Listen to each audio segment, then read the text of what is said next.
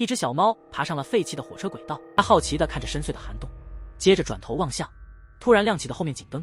就在这时，2020年一个废弃火车站发现了4具成人遗体，都被装进旅行箱，埋在铁轨旁。不远处还找到了一只死猫，看起来好像被火车压过。不过别忘了，这站早就废了好些年，大家自然不太相信这种猜测。就在这时，一片糖果包装纸吸引了重案组的队长小帅。经过专家确认，这4副骨头都是女性的，而且是头部遭重击多次导致伤亡。这事让检察官小美感到一阵寒意，因为就在12年前，她的父亲也是被同样的，他爸也死于同样手法，凶手至今未抓到。那晚小美一回家，正好碰上来修灯的小帅，两人从小就是青梅竹马，关系很微妙。但3年前小帅开始避开小美，这次他回来仅仅是为了确认一个视频。通过糖纸包装，小帅锁定了李承旭这个嫌疑人。这个人竟是小美继母的亲生儿子，小美即使是灰也能认出他。自父亲去世后，继母对他虐待不断，还差点被李承旭侵犯，幸亏小帅及时救了他。视频中的男子正是李承旭。不过意外的是，多年前的一次事故已经让他变成了傻子。他整天只在家玩火车模型。小帅给他看照片，问他在这个地方见没见过谁拖行李箱，他不闻不问，只顾玩自己的玩具。危机反射。但奇怪的是，墙上全是他刚提到的名词。小帅再到废火车站，在挖掘现场惊讶地看见印有危险的标识，然后是镜子以及号码机，每个地方都匹配一个名词。想起墙上多个名字金楼，这意味着这还有一个尸体。这时候技术科发现行李箱上的指纹正是李承旭的，小美便急忙往车站赶，因为她觉得父亲的案子和这个案子很相似。于是他们分头寻找第5个 ST。 谁知走到铁轨旁时，小帅突然头疼起来，接着被傻子从背后偷袭。这时小美已经找到了金楼，在大桶内找到了个行李袋，一打开里面竟是一具女尸。然后地上发现了火车票一张，古怪的是票上的日期标的是2020年2月14日，目的地竟是这废弃车站。要知道啊，这站已经废弃超过10年了，怎么可能还有车票呢？刚巧现在是9点35分，车站的警示灯突然亮了起来，远方的火车冲着小帅开来。与此同时，傻子也来到了金楼，发现行李袋已开，很快他就看到了躲在旁边的小美，狠狠地抓住她的脖子。幸好小美抓到旁边的玻璃瓶，猛然击中傻子的手臂。这时小帅及时赶到，紧接着痛打一顿。然而小美站起来，举枪就要射击眼前的笨蛋，因为他认定他是杀害他父亲的凶手。但是小帅则说，杀害他父亲的罪犯12年前就去世了。原来在小美的父亲被杀的那晚，小帅的父亲被车撞死，而在他的口袋里发现了一条金项链，这条项链正是导致小美父亲死亡的凶器。因此小帅坚信凶手是自己的父亲，心怀愧疚，他找到小美，把她从邪恶继母手里救出。之后他们被吴科长收养。虽然小帅很喜欢小美，但愧疚使他不敢面对自己的感情，所以一直在躲避。第二天审讯傻子的时候，他妈妈冲过来说，火车站的尸体不是他儿子干的，是他最先发现那具尸体的。事实是在1年前的雨夜，母子俩在行李箱发现了女尸。那女人看到漂亮的耳环，一时心动偷走了一个，所以他们没有报警。恰在这时，技术部门发现死者身上的 DNA 并非傻子所留，这就无法证明傻子是凶手。奇怪的地方是，所有尸体都被放进了行李箱，显然是为了便于运输。但要注意，这个火车站已废弃很久，附近缺乏交通工具，能来到这儿。更奇怪的是，行李箱的轮子居然很干净，说明没在地上拖过。小帅不由得联想到昨晚那辆怪异的火车。第二天警方确认了第5具女尸是李智英，于是跑到那女士奶奶的医院。护士说前2天还收到一位女心腹的护理费。通过银行监控锁定一个神秘人物，随后发现他丢弃的咖啡杯。接下来更奇怪，检测后发现杯子上的指纹竟是已故的李智英的。已故10多天的人怎会2天前现身银行？事态更加诡异的是，那晚一个自诩为李智英的女士出现在警局，反复验证后，活着的李智英的指纹和死者完全吻合，连脖子上的疤痕也相同。这时小美注意到了问题，她看到尸体身上的耳环竟然是她母亲过世时遗失的，父亲去世时一并失踪的。于是她去问傻子真正的凶手是谁。傻子一直在喋喋不休地说是火车，然后指着外面的大雨说那个人是坐火车来的。小美又一次走到火车站，此刻正好是9点35分，那令人毛骨悚然的信号灯又亮了。一辆火车从远处飞速驶来，然后有人从火车扔下了一个行李箱。小美走过去一探究竟，不料一个人突然举枪瞄准了她。小帅赶到时，只见箱子里的女尸顺着地上的血迹找到中枪身亡的小美。他不知道的是，凶手竟是另一个世界的自己。废弃了10余年的火车站，每逢暴雨之夜，晚上9点35，准点停靠一列列车，车上有个拉行李箱的神秘人。他开了车门，接着把装了 ST 的箱子摔到地上。前5次无人发现，这次被小美撞见了。小帅来的时候，小美已经被枪杀。警察在箱子里找到传单，还提取了指纹，对比后发现是毒贩李真诚的。碰巧，这个人2年前被小帅送进了监狱，不久前刚刚释放。小帅很快找到了李真诚的女友朴敏晶，正是这位女士主动交出了账本，帮助李真诚减刑。就在这时，李真诚出现了，但出乎意料的是，通过视频监控发现，他那天一直在店内，也就说明他不是凶手。然后他拿出了那张带有他指纹的传单，质问他指纹怎么会在上面。他女友突然拉下他的手套，才露出他已被砍掉的食指。随后小帅前往传单上的地址，意外地发现这座教堂早已废弃。在教堂内发现了一张5年前的传单，根据传单上的地址寻找，找到了教会的执事，但执事告诉他，传单上的牧师3年前已经去世了。一系列诡异的事情让小帅几乎疯了，于是他又回到了那废弃的车站。然后他问旁边的朋友，是否真有那种传说中的鬼火车，并且杀害小美的凶手就在那列车上。但真敏觉得他简直疯了。第二天，小帅去监狱找那傻子，追问他是否看见了凶手。傻子还是嘀嘀咕咕地说着火车。急于揭露真相的小帅行为太冲动，还在他抽屉发现了兴奋剂，结果被吴科长给停职了。重回小美曾经到过的地方，小帅阅读了小美留给他的信息。小美在信里说，他一直深爱着他，原本打算抓到害死父亲的真凶后才向他坦白心迹，但现在机会没了。绝望的小帅拿起手枪欲自尽，恰好现在是9点35分，穿破雾气，一列火车驶来，车上竟有一女子酷似小美。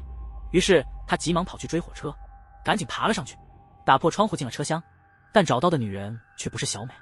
正在这时，身后突然冒出2个持枪的警察，然后一声枪响响起，群众开始混乱。他随之下了火车，小帅由此踏入了 B 世界，一个与 A 世界迥异的地方，与我们空间平行的世界。在 B 世界，原是废弃的车站，如今仍在运营，旁边的教堂灯光璀璨。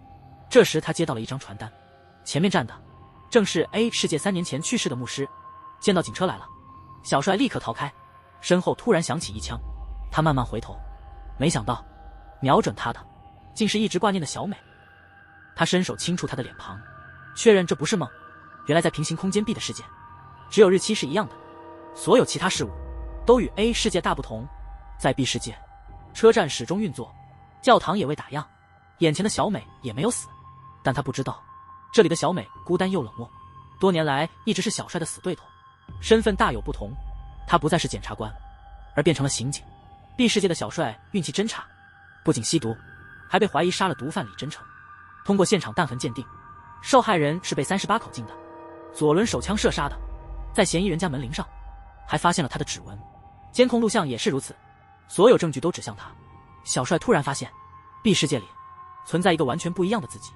然后警方给小帅做了检查，证明他没有吸毒，而且通过弹痕比对发现，杀害了李真诚的并非小帅的枪。这一点也不奇怪，因为小帅来自完全不同的 A 世界，查不出结果。但小美死缠烂打，因为在 B 世界，她早知道杀害他爸的真凶正是小帅他爸。小帅出狱后回到了重案组长的岗位，但对他来说，最重要的是守护心爱的人。即便这世界的小美，他虽不是他的所爱，但至少还在人世。小帅一回到家，便在灯下发现了一个盒子，盒子里居然是注射针筒。这使他开始怀疑 B 世界的他是否真的杀了李真诚。然后他开始追查李真诚的死因，联系了好友真敏。就在前几天，真敏曾接到 B 小帅的来电，他说自己不是害李真诚的真凶，然后把现场找到的发卡交给小帅。于是他想起了李真诚的女友朴敏晶，不过在 B 世界的他已经结婚并且怀孕了。见面后就一直沉默，直到在他车内找到李真诚留下的交易账本 U 盘，他最后才老老实实交代。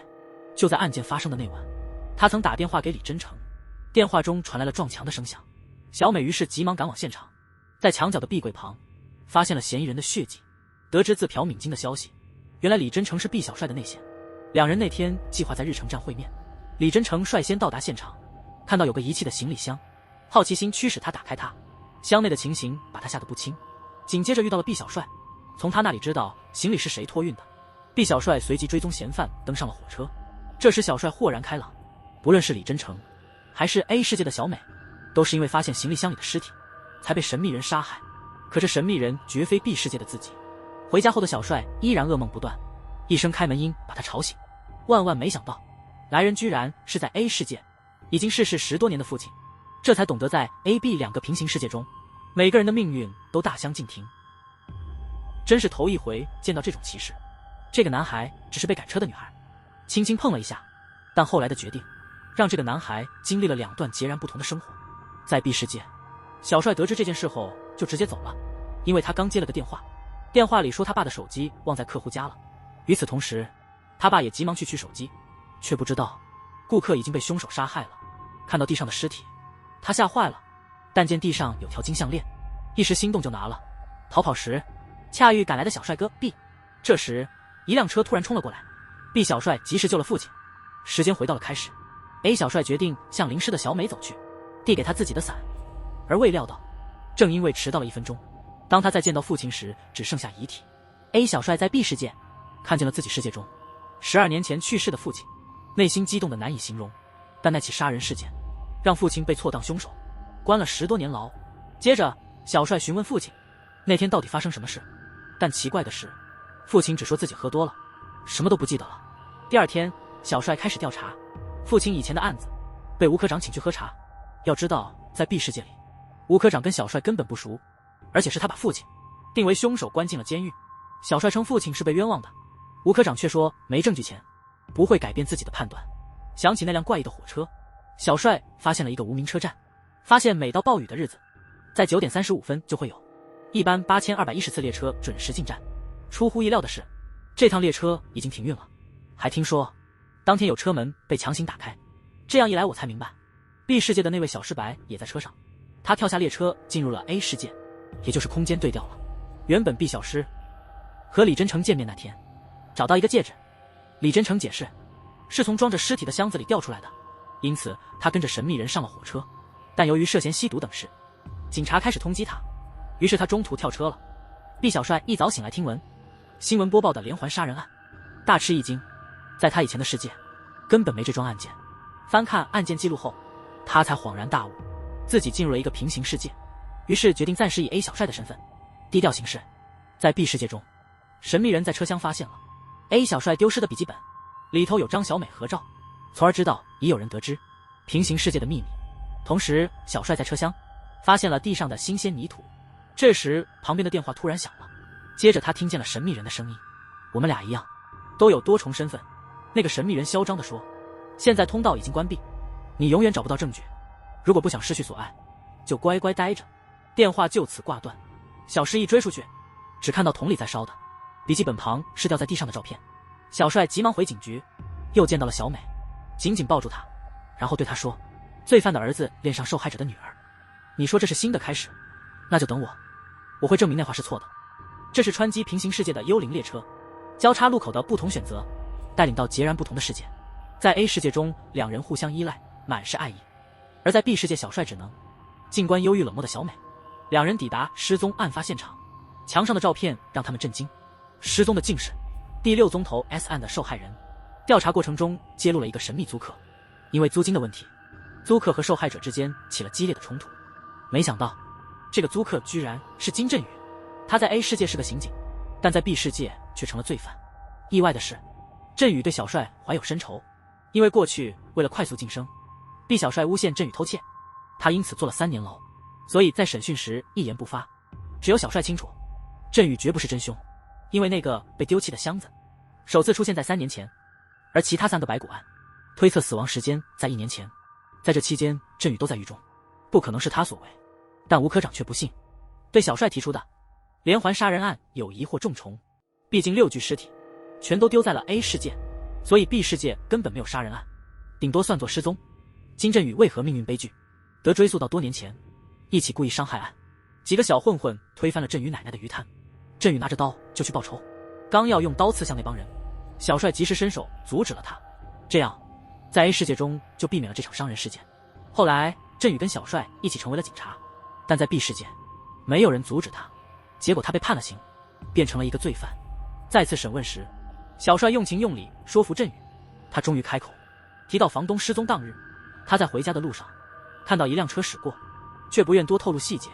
小帅沿着振宇所说的小路，在路边发现了受害者的手机，这验证了振宇的话是真的。没想到振宇这边出了点岔子，他偷拿了一枚硬币，然后就吞了下去，再向看管要了把指甲刀，假装自己吞下了指甲刀。看管用金属探测器一检查，确实有异常，于是叫来了救护车，打算送他去医院。但振宇却趁机攻击了看管并逃跑了。后来才明白，他没真吞指甲刀，肚子里的硬币让探测器响了。小帅突然记起振宇最爱他奶奶，查出来2年前奶奶的摊位被强拆，维权时遭打手袭击，奶奶倒地不起，送医途中便离世。振宇出狱，心怀怨恨，决意向拆迁老板复仇。当晚，振宇持刀闯入别墅，正当他准备下手，小帅及时出现阻止了他，但小美却惊见床上的女人已经去世，这人竟是他的继母。更令人震惊的是，他颈间的项链竟是那起占失窃案中的物品。这女孩绝望地向后望了一眼，随后回到了原位。正当火车呼啸而来，男孩冲了过去。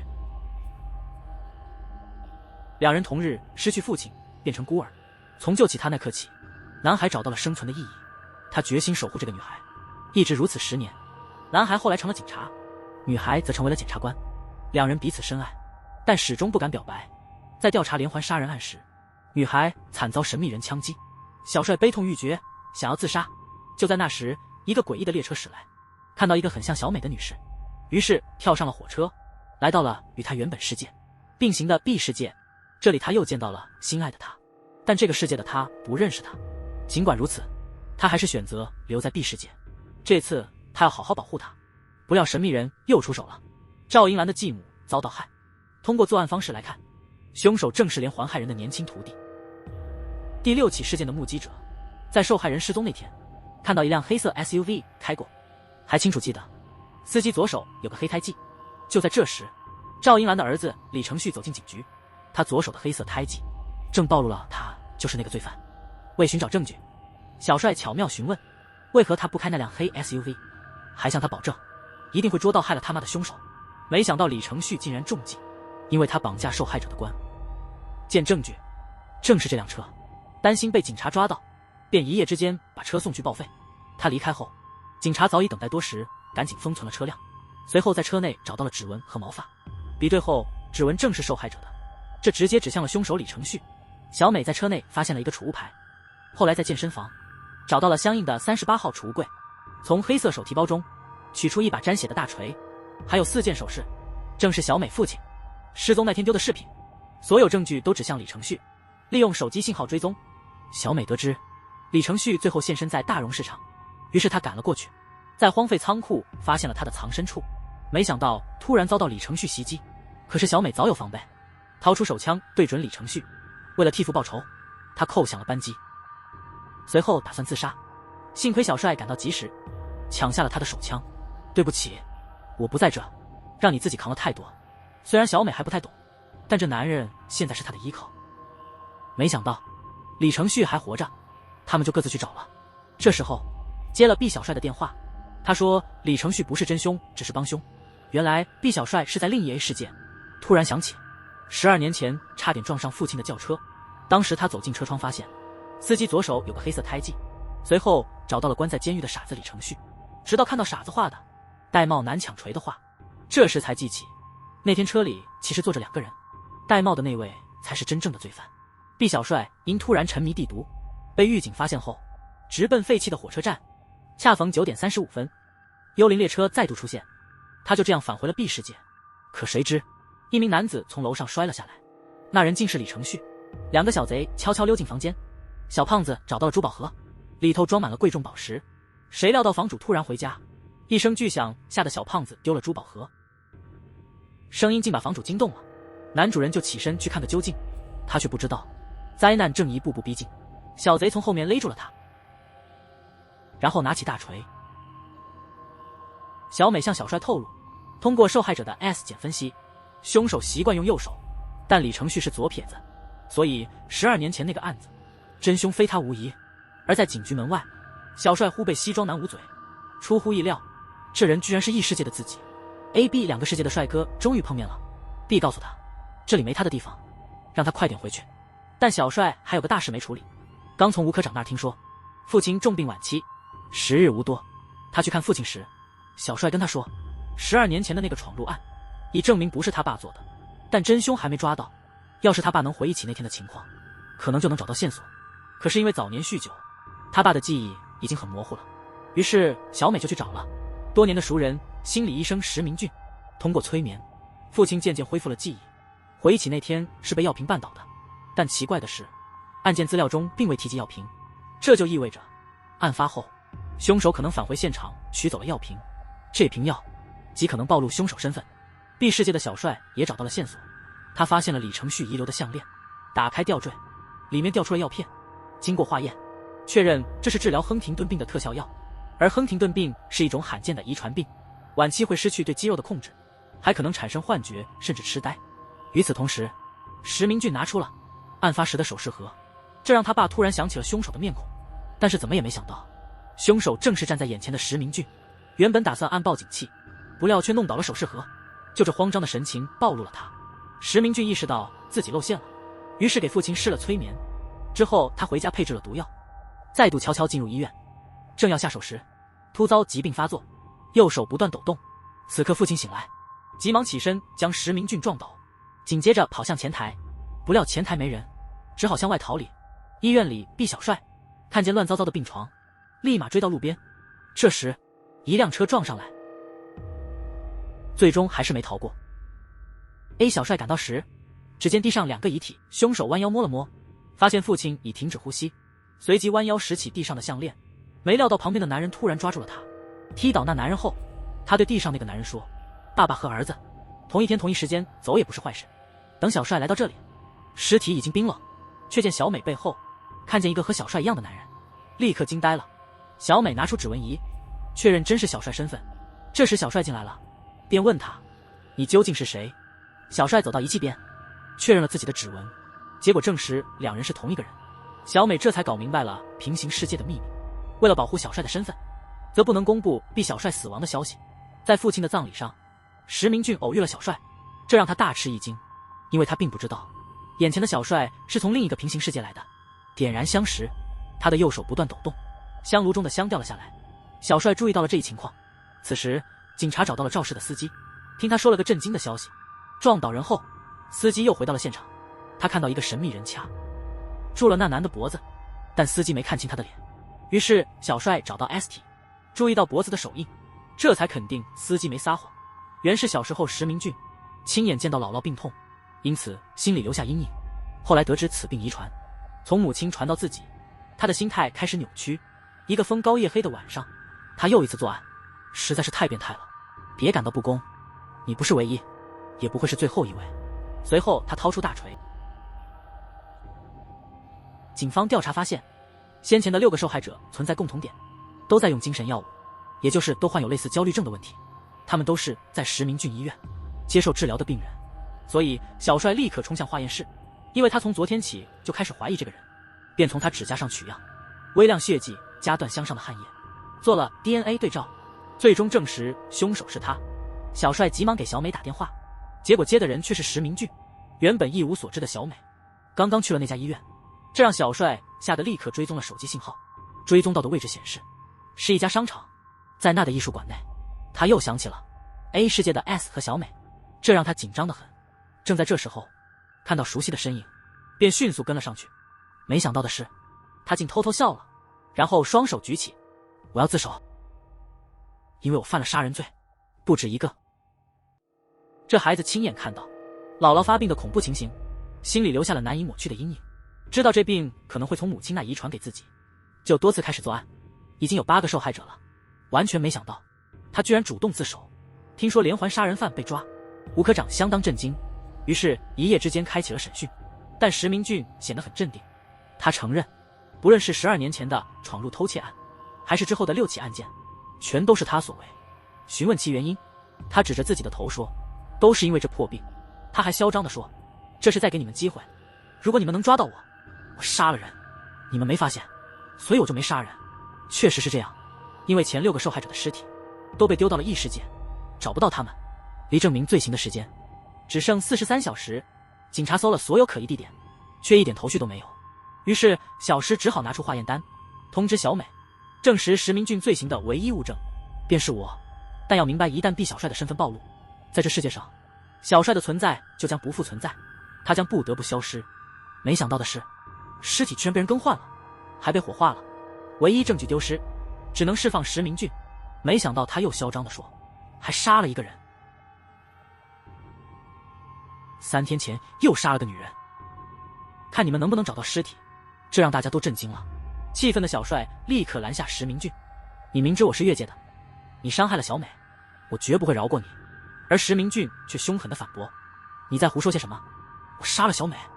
这时小帅心中萌生疑惑。出乎意料，吴科长递上辞职信，因为12年前的错案，上头让他提交辞职书。大家都明白，只有找到第7个受害者 ST， 才能抓住石明俊。小美从他的书中找到了半张照片，然后锁定了照片背景的房子。邻居老奶奶透露，照片里的男孩是房主的外孙，但是好像不姓石。于是小美开始怀疑石明俊的真实身份。同时小帅看了看外面下起的大雨，又看了看时间，突然觉得事情不对劲，今晚那神秘人肯定又会运送 ST。 小帅急忙跑向车站，他上了火车就开始搜索，搜查带着行李箱的可疑人。时间快到9点35分了，接着我们就要进入 A 世界。这时候神秘人正拉着行李箱来到了火车的末尾车厢，小帅也跟着找到了这里，但他全神贯注于行李箱，却没注意到旁边举枪的神秘人，完全没料到这个人竟害了小美，还朝李真诚开枪了。原来是熟悉的吴科长。这一刻小帅觉得世界都崩塌了，因为在 A 世界中，吴科长竟是他的养母。但命运总是这般无常，随着一声枪响，小帅倒地了。这孩子实在太苦了，仅因患上一种恐怖的遗传病，就被自己的妈妈遗弃了。没想到男孩长大后变成了恶魔般的人物，接连对8位女性施害，在他们临终前还录下他们挣扎求救的声音，接着发给了他的母亲，因为他觉得这是对母亲最深的报复。然而他的母亲也很异常，只要儿子犯下罪行，他会立刻找出 ST， 接着把 ST 扔进另一个世界，这样一来就毫无证据，儿子也便不会被判有罪。但这次小帅当场抓住了他，即使被吴科长枪击，幸好小帅回到了原世界。他跑去吴科长家，找到了一张照片，终于明白了真相，石明俊原来是吴科长的亲儿子。小帅就跑到吴科长的老家，完全没想到吴科长竟然切断了煤气管，打算和昏迷12年的植物人儿子一起走完这最后一程。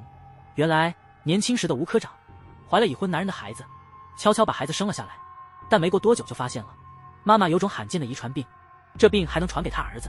更糟的是，这病无法治愈，他不敢保证能抚养儿子长大，于是把他送人了。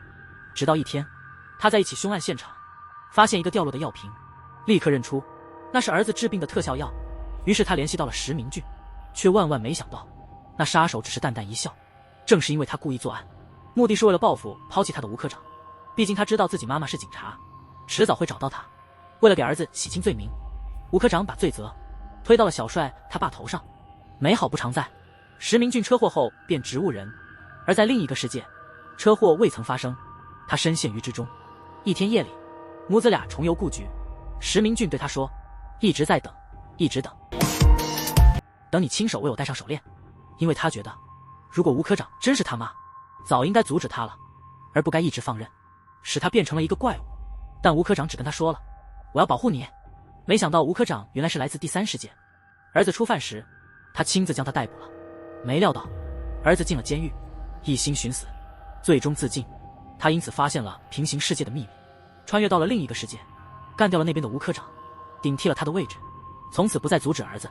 然而在石明俊心中，总是怨恨当年抛弃他的母亲，还觉得他只是为了追求监察科长的职位才把他丢掉，从而纵容他随意杀人。石明俊已完全失去理智，拿起铁棍猛砸前来的小伙。